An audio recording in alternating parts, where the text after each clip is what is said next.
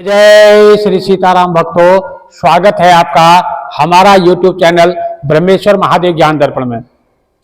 भक्तजनों, आज हम चर्चा करने वाले हैं चैत्र मास के कृष्ण पक्ष में आने वाली गणेश चतुर्थी व्रत के बारे में। भक्तजनों, इस बार ये जो है 28 मार्च 2024 को चैत्र कृष्ण पक्षी गणेश चतुर्थी का व्रत किया जाएगा। भक्तजनों, चतुर्थी तिथि का जो प्रारंभ है 28 मार्च 2024 को शाम को 6:57 से चतुर्थी तिथि प्रारंभ हो रही है, जो 29 तारीख शुक्रवार को रात्रि में 8:21 तक जो है चतुर्थी तिथि रहेगी। तो इसलिए जो है इसका जो सीधा सा जो गणेश चतुर्थी का जो व्रत है वो रात्रि के चंद्र दर्शन चंद्रोदय से होता है। तो 28 मार्च 2024 को दिल्ली के अनुसार जो है चंद्रोदय रात्रि को 9:28 में जो है चंद्रोदय होगा। इसलिए 28 मार्च 2024 को ही जो है गणेश चतुर्थी का व्रत किया जाएगा। भक्तजनों, यदि आप हमारे चैनल पर नए हैं तो इसको सब्सक्राइब कर लीजिएगा, और यदि आपको हमारी वीडियो अच्छी लगती है इसको लाइक कीजिए, ज्यादा से ज्यादा लोगों तक शेयर कीजिएगा। भक्तजनों, जैसा कि हम अपने सनातन धर्म से जुड़े हुए तीज त्योहारों के बारे में बताते रहते हैं, तो इस गणेश चतुर्थी के व्रत के नियम इत्यादि हम पहले आपको बता चुके हैं। इसको कैसे इसकी स्थापना करनी है, क्या करना है, हम पहले वीडियो में आपको बता चुके हैं। उसको आप लिंक में जाएंगे तो आप उसको देख पाएंगे और आपको सारी विधि सारी जानकारी प्राप्त हो जाएगी।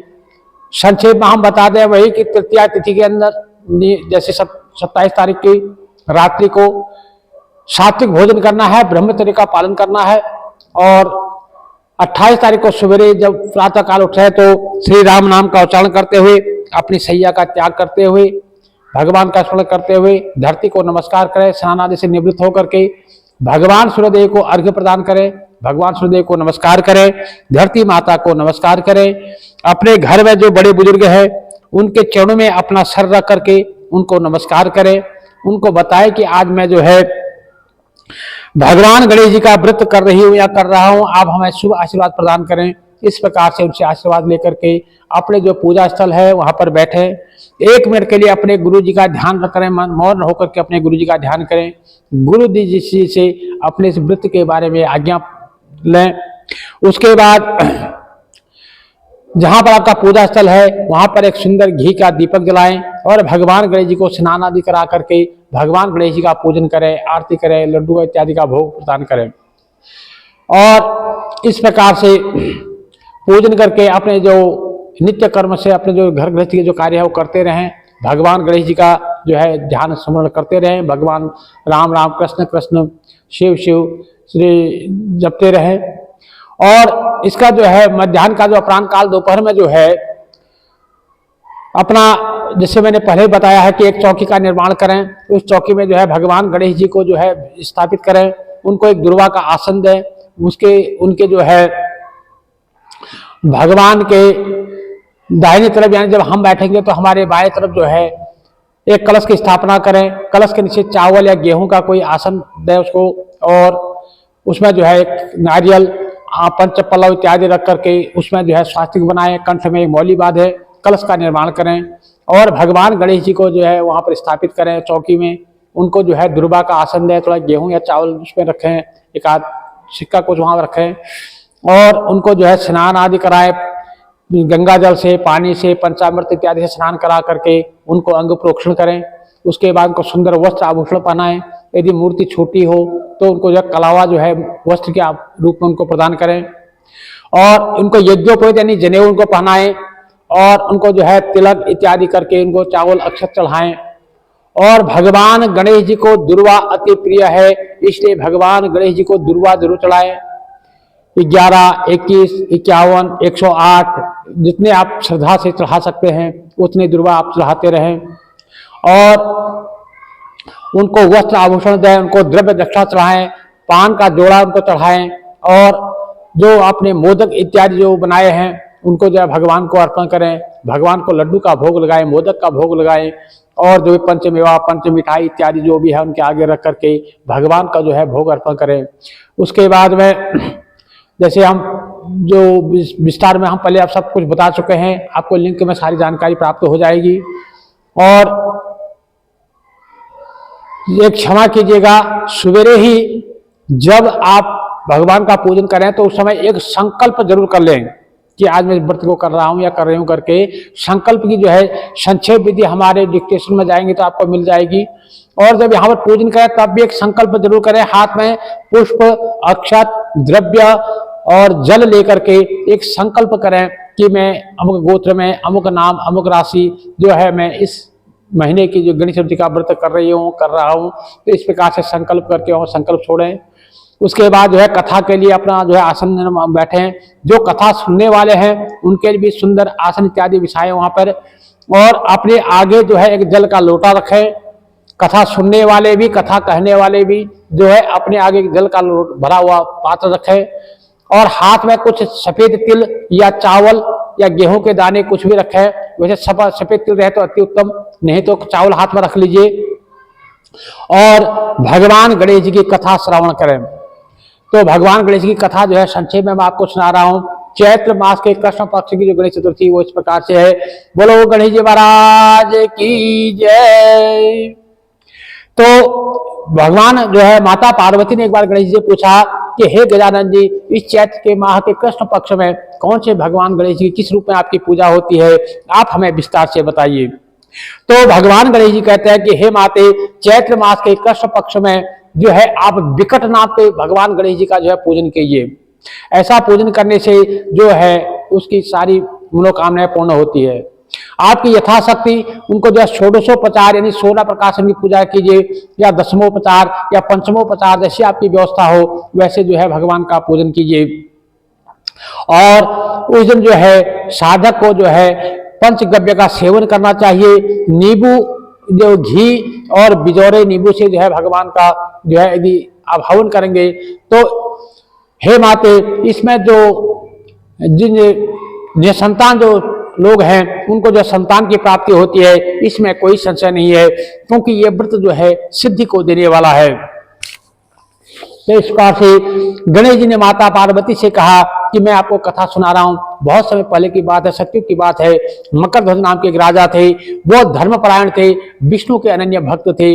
और उनके घर में उनके राज्य में जो है सब तरफ से जो है चारों ओर सुख और शांति थी। उनके राज्य में चारों वर्ण ब्राह्मण, क्षत्रिय, वैश्य और शूद्र चारों वर्ण अपने अपने धर्म तत्पर रहते। चोरी चकारी डाकू इत्यादि का वहां पर कोई भय नहीं था, किसी प्रकार का रोग शोक नहीं था, किसी को कोई दुख नहीं था। वहां पर हर प्रकार की सुख समृद्धि थी। लेकिन राजा को एक दुख था, राजा जो मकरध्वज थे उनकी कोई संतान नहीं थी। तो एक बार जो है याज्ञवल्क्य ऋषि वहां पर आए, उनकी कृपा से जो है उस राजा का एक पुत्र की प्राप्ति हुई। तो अब राजा ने क्या किया कि अपना राजपाट जो है अपने मंत्री धर्मपाल को सौंप दिया। उनसे कहा कि आप राजपाट का देखरेख करो, मैं अपने पुत्र के पालन में जो है पुत्र की सेवा में लगा रहूंगा। तो वो अपने जो है मोहवश जो है अपने पुत्र के कार्यों में लगा रहा। राजपाट सारा जो है धर्मपाल को दे दिया। अब धर्मपाल भी जो है सारा राजपाट का मालिक बन गया, जो राजा की तरह काम करने लगा। और उसके जो है 4 पुत्र, उसके राजा के जो है मंत्री जो धर्मपाल थे उनके 5 पुत्र हुए। और उनके पास भी अब जो है धन की कोई कमी नहीं थी, किसी को कमी नहीं थी, क्योंकि अब स्वयं ही राजपाट संभाल रहे थे। इसलिए उनके घर में चारों तरफ जो है चहल पहल हो रही थी। तो उनकी जो सबसे छोटी जो बहू थी, जो छोटा पुत्र था, उनकी पत्नी थी, छोटे पुत्र जो पत्नी थी, वो जो है भगवान गणेश जी के अनन्य भक्त थी। तो वो जो है एक बार चैत्र मास के कृष्ण पक्ष में जो है इस चतुर्थी को जो है भगवान गणेश जी का पूजन कर रही थी। तभी जो है उसकी जो सास थी, यानी जो धर्मपाल मंत्री धर्मपाल जी धर्मपत्नी थी, उसने अपने बहू से कहा कि हे बहू, तुम्हें क्या टोने टोटके कर रही हो? देखो हमारे घर में सुख सुविधा है, अब हम जो है आप जो है पता नहीं क्या ऐसा टोटा टोटा कर रही हो कि मेरे पुत्र को अपने बस में करना चाहती हो। ऐसा कह करके वो जो है अपने बहू को धमकाने लगी। और उसने अपने पुत्र को बताया, पता नहीं तेरी पत्नी क्या टोना टोटका करती रहती है। तो उसको जो है डरा धमका ले, क्योंकि हमारे पास में किसी चीज की कमी नहीं है। मैं किसी गणेश जी को नहीं जानती और हमें किसी गणेश जी की आवश्यकता भी नहीं है। तो ये बात जो है बहू को अच्छी नहीं लगी। तो पुत्र ने जो है अपनी माँ की बात को मान करके बहू को बहुत प्रताड़ना करी, उसको मारा पीटा, उसको बहुत दुख दिया। बहू ने रोते हुए विघ्न विनायक भगवान गणेश जी से प्रार्थना करी कि हे भगवान, आप कुछ ऐसा करो कि मेरे सास ससुर, मेरे पति और मेरे परिवार वालों को सद्बुद्धि की प्राप्ति हो, ऐसा कुछ करो। तो भगवान गणेश जी तो जो है कौतूहल प्रिय हैं। उन्होंने क्या किया, कौतूहल में उस राजा जो मकर ध्वज राजा थे, उनकी एक ही संतान पुत्र था, उसका जो है अपहरण करके धर्मपाल मंत्री जो थे उनके महल में छुपा दिया और उनके जो आभूषण वस्त्र उतार कर राजमहल में फेंक दिए, ताकि साबित हो सके कि जो है उसका अपहरण जो है धर्मपाल के ही किसी लोगों ने किया है। तो ऐसा किया। तो अब राजा को जब अपने पुत्र को नहीं पाया, वो अति दुखी हुआ। उसने अपने सारे जो मंत्री जो नौकर चाकर मंत्री संतरी थे सबको आज्ञा दी कि मेरे पुत्र को ढूंढ निकालो। लेकिन सब ने जो है चारों तरफ खोज करी, लेकिन कहीं भी जो है राजकुमार का जब पता नहीं लग पाया तो राजा मकर ध्वज अति दुखी हुए। उन्होंने जो है मंत्री धर्मपाल को बुलाया और उनको चेतावनी दे डाली कि यदि मेरा पुत्र नहीं मिला तो जो है मैं तेरे को और तेरे सारे वंश का जो है सर्वनाश कर दूंगा, तुरंत जो है मेरे पुत्र का पता लगाओ। तो इस प्रकार से जब उनको कहा तो धर्मपाल को इस बारे में कोई जानकारी नहीं थी। वो सीधा साधा आदमी था। वो सीधा अपने घर पे गया, अपने धर्मपत्नी और अपनी बहुओं और अपने पुत्रों से पूछने लगा कि किसने ये कांड किया है। यदि राजा का राजकुमार यदि प्राप्त नहीं हुआ तो वो जो है हमारे सारे वंश को नष्ट कर देंगे। तो इस प्रकार से जब कहा तो जो उनकी छोटी बहू थी वो भगवान गणेश की अनन्य भक्त थी। उन्होंने अपने ससुर जी से कहा कि राजा आप जो है संकोच मत कीजिए, आप सब लोग मिलकर के जो है भगवान गणेश जी की उपासना कीजिए। हो न हो भगवान गणेश जी ही जो है आपके जो है पुत्र को राजकुमार को दिला देंगे, क्योंकि मुझे लग रहा है कहीं ना कहीं जो है गणेश जी जो है आपसे रुष्ट हैं।